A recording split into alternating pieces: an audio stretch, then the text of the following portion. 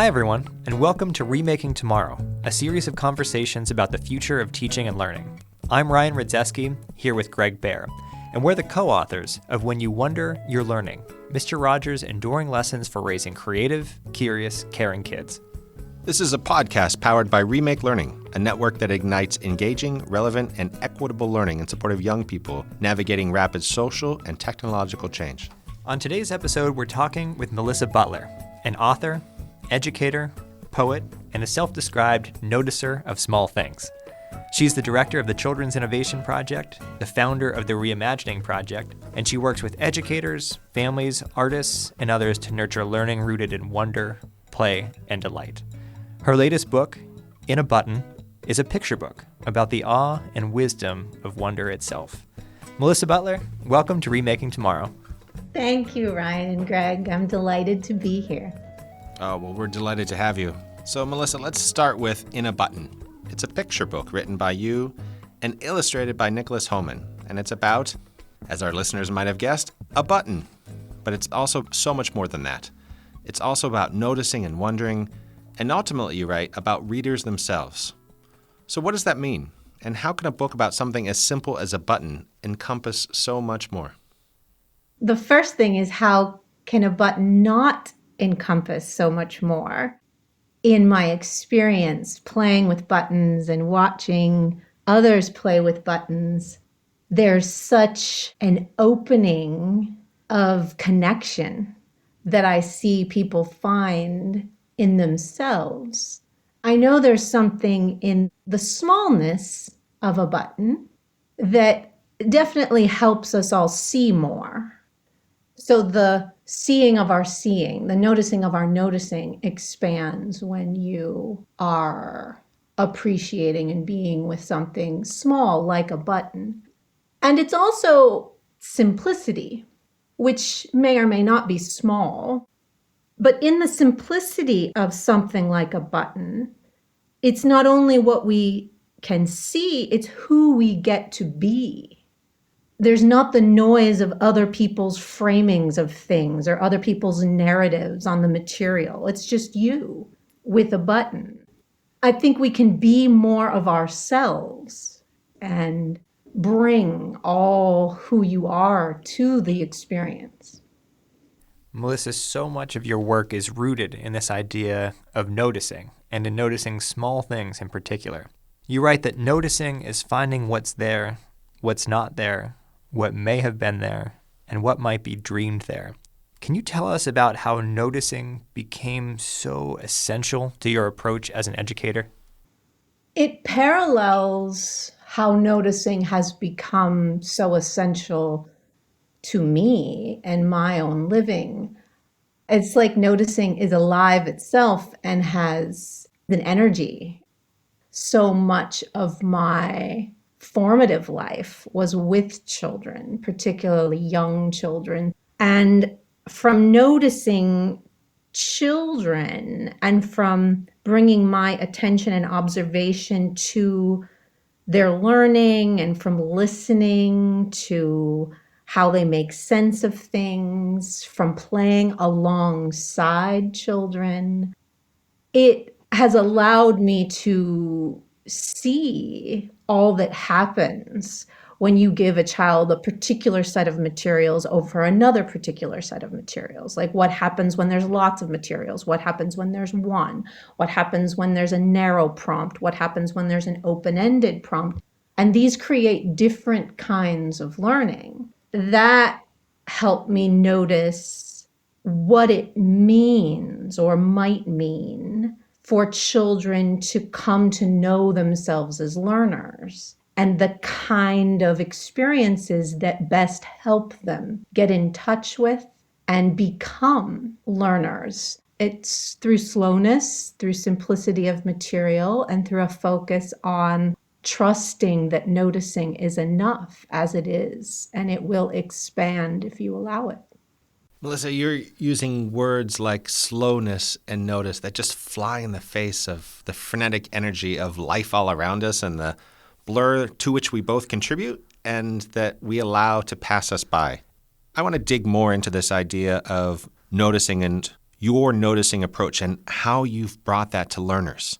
Some of those learners are teachers, as you work with pre-service candidates or current classroom teachers in their own approaches in their classrooms.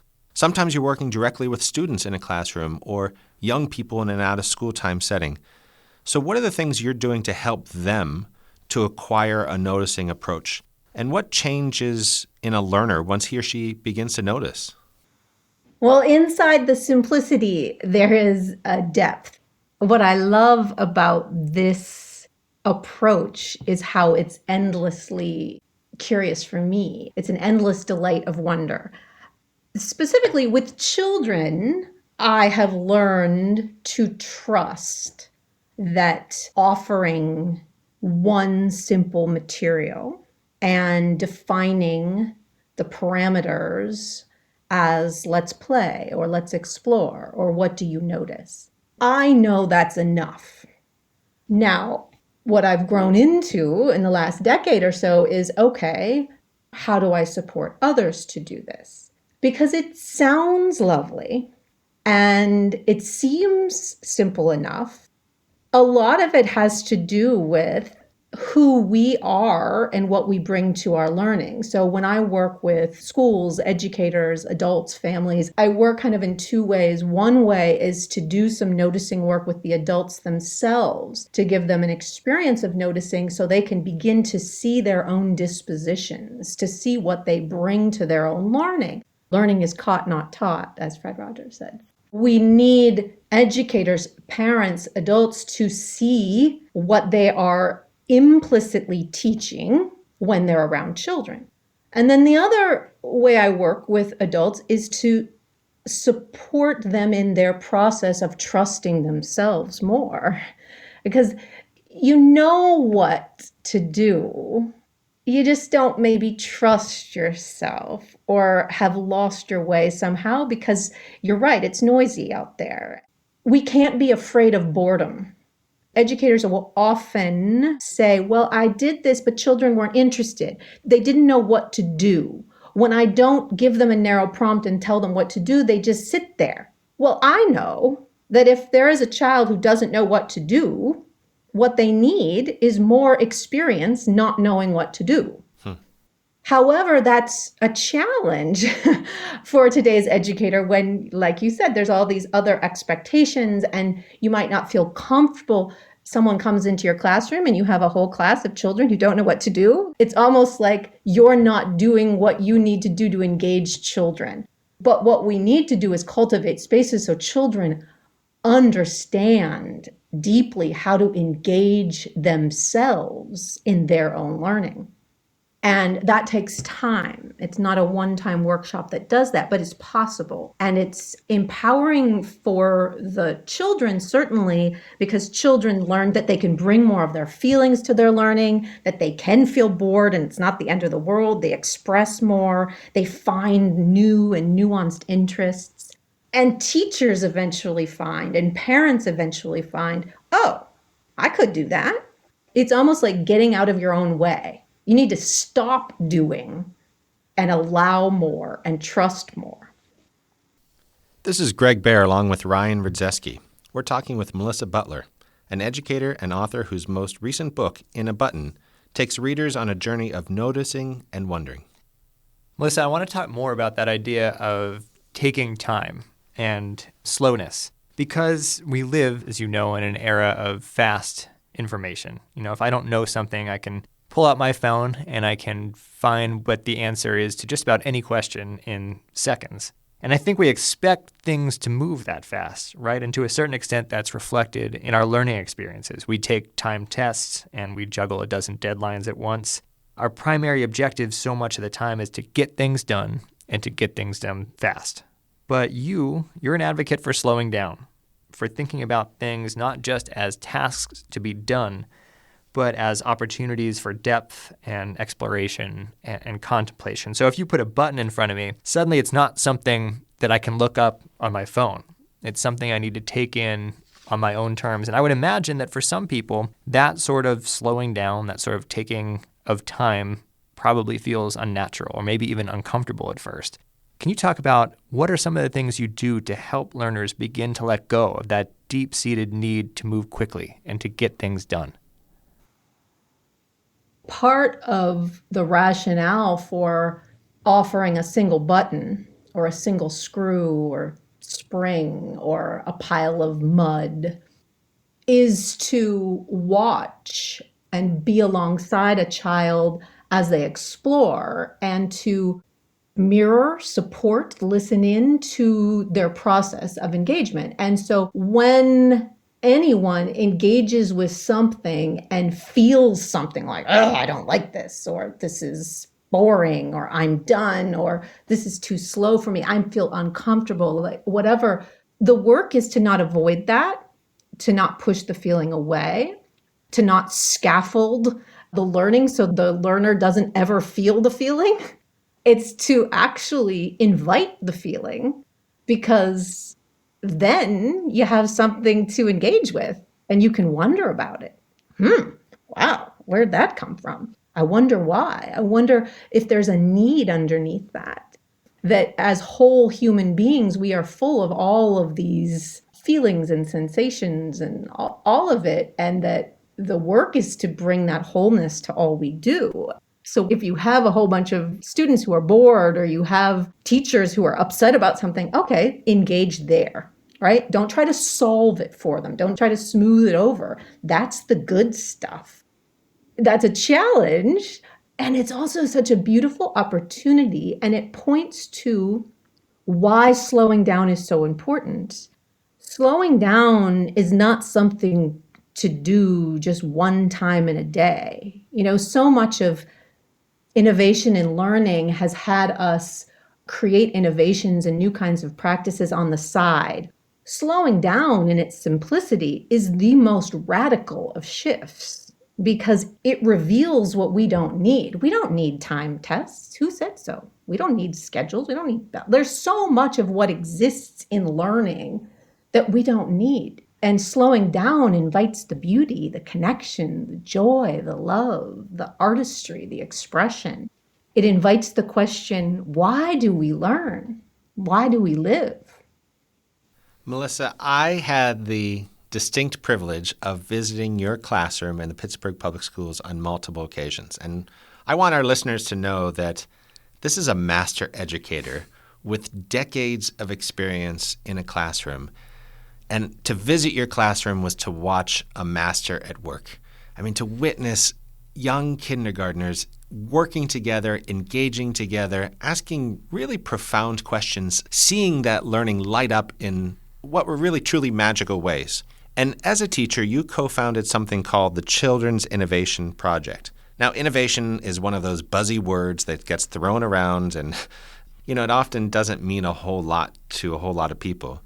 And you use a very specific definition that we love and cite all the time. That is, you describe innovation as finding something new inside something known. Finding something new inside something known. So how did you support innovation in the Children's Innovation Project, and why is it important to give young children that opportunity to innovate? I'm so glad that we defined innovation as that so long ago, because what's delightful to me is that definition, finding something new inside something known, is a definition for innovation. It's a definition for curiosity. It's a definition for learning. It's a definition for living.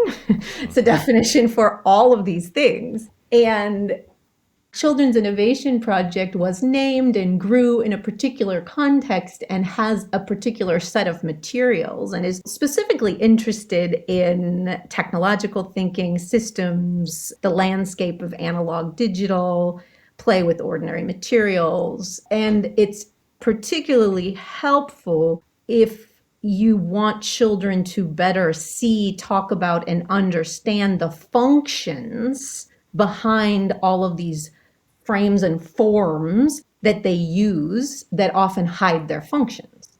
Because we want those little forms of devices that we can easily put in our ears or in our pockets. And so Children's Innovation Project helps with content development around how you can help people better understand what works inside what can't be seen.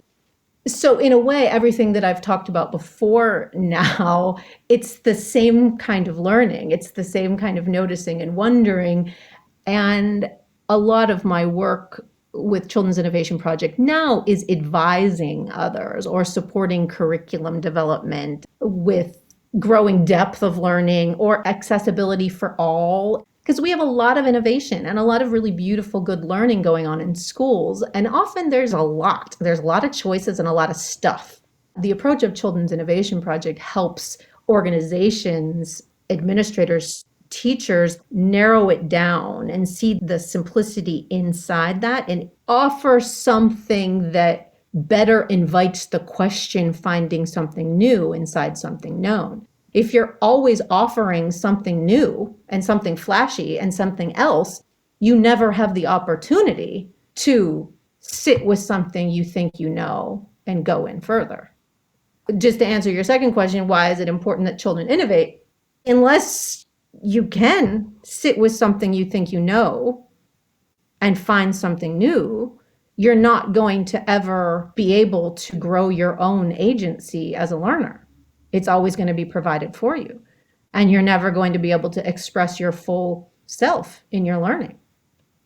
Knowing the work that you do with the Fred Rogers Center, with the Educators Neighborhood, Fred reminded us that learners, especially our young learners, they don't start with the new. They start with something familiar. We all remember that episode of The Crayon Factory, right? And in The Crayon Factory, we learned how machines work, but Fred didn't begin that program by taking us immediately to the factory and showing us how machines work. He started with a crayon. He started with something new, something familiar, and then led us to a place that we might learn something different. Mm-hmm. Melissa, you taught public schools for more than 20 years. You've been innovating with and alongside children since 2010. You've worked with countless educators and countless students over the years. And we're curious, how has your commitment to noticing changed you as a person? How do you live differently now that noticing has become so central to your identity as a person and as an educator? We started with buttons. I love buttons. I often say everything I need to know I can find in a button. And in a way, I could replace the word button with noticing, because the approach of noticing is everything to me and continuously brings me the gift of myself, of finding something new in myself, finding more to unlearn, allow my process and my expression to come more deeply from my heart, from who I am and why I'm here. Noticing has been my biggest gift for allowing me to release so many separations that I held for so long, many of which were taught to me from being inside schools for so long. And I couldn't even see how separated I was from myself until I left the institutions of schools. Right around the time In a Button came out, I wrote How to Notice. And How to Notice is a book that I wrote very much from my heart for other adults who might want to explore noticing for their life. And I shared the process of noticing for me, what I do in noticing and why it matters for my everyday life and why I think it can be helpful, might be helpful for others. How can people find out more about the work you're doing? The easiest way would be go to my website, which is melissaabutler.com. And I have a Noticing Matters blog that I publish once a month. You can join my newsletter. My Instagram and Twitter connections are there, and there are pages for my books and other ways you can connect and maybe play.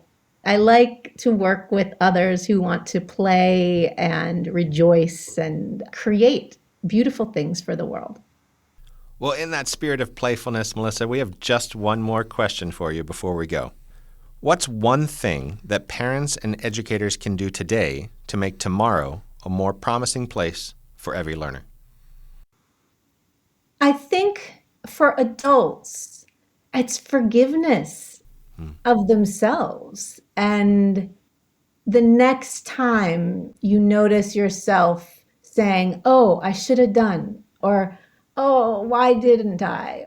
All of that, in that moment, pause and send yourself love. That is big. It's bigger than you think it is. And doing that once heals so much and invites the slowness in. Sometimes if you start with the slow, you push it in, and then you create a condition where you're mad at yourself for not having it, and you judge yourself for being too fast or caring about productivity or da-da-da-da-da. The key is to forgive yourself and love yourself always, anyway. Thanks again to Melissa Butler, an author, educator, poet, and a noticer. Her latest book, In a Button, came out in November.